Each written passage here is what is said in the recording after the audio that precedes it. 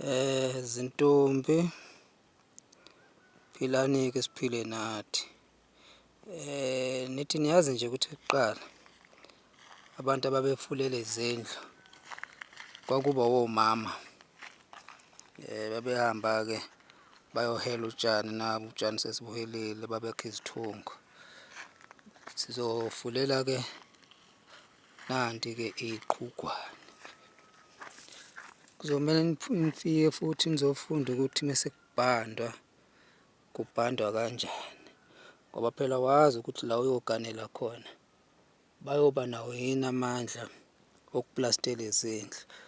So ngakho kufuneka wena-ke uthi noma uganela emzini owazi ukuthi awumile kahle, zingawi izindlu ukhona umakoti, ngoba uthi awukwazi ukubhanda. Phansi kwakungakhonkwa,